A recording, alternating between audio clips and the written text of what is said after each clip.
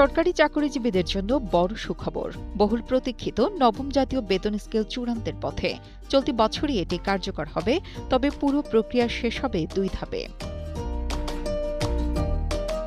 প্রথম ধাপে বাড়ানো হবে শুধুমাত্র মূল বেতন, আর দ্বিতীয় ধাপে যুক্ত হবে বাড়ি ভাড়া, চিকিৎসা এবং অন্যান্য সব ধরনের ভাতা।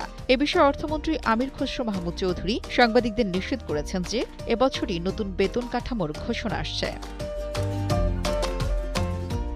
ইতোমধ্যে সচিব কমিটি এবং জুডিশিয়াল সার্ভিস পে কমিশন তাদের প্রতিবেদন জমা দিয়েছে। প্রধানমন্ত্রীর কার্যালয়ের ই-বুকেও এই তথ্য উঠে এসেছে। প্রস্তাবনা অনুযায়ী 1 থেকে 20 গ্রেড পর্যন্ত মূল বেতন সর্বোচ্চ 100% পর্যন্ত বাড়তে পারে। বিশেষ করে নিম্ন গ্রেডের কর্মচারীদের তুলনামূলক বেশি সুবিধা দেওয়ার প্রস্তাব রয়েছে। সুস্থ জীবন, সুন্দর পৃথিবী।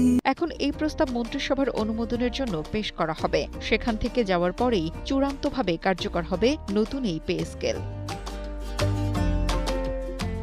তবে শেষ মুহূর্তেও জটিলতা তৈরি হয়েছে। বিচের বিভাগীয় কর্মচারীদের বেতন কাঠামো নিয়ে সংশ্লিষ্টদের দাবির পরিপ্রেক্ষিতে গেজেট প্রকাশের আগেই বিষয়টি আরও পর্যালোচনার নির্দেশ দিয়েছে প্রধানমন্ত্রীর কার্যালয়। অর্থমন্ত্রী অবশ্য জানিয়েছেন, চূড়ান্ত অনুমোদনের আগে বেতন কাঠামোর বিভিন্ন দিক নিয়ে আরও আলোচনা ও পর্যালোচনার প্রয়োজন রয়েছে। এই পে স্কেল বাস্তবায়নে প্রস্তাবিত 2026-27 অর্থবছরের বাজেটে রাখা হয়েছে 89,836 কোটি টাকা। এর সাথে পেনশন ও গ্র্যাচুইটি যোগ করলে মোট ব্যয় দাঁড়ায় 1,41,000 কোটি টাকারও বেশি।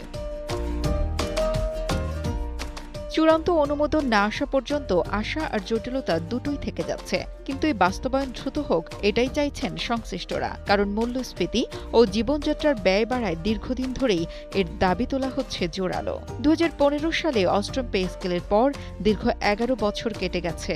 এটাও দীর্ঘ সময়। নুসরাত জাহান কলি, কালের কণ্ঠ।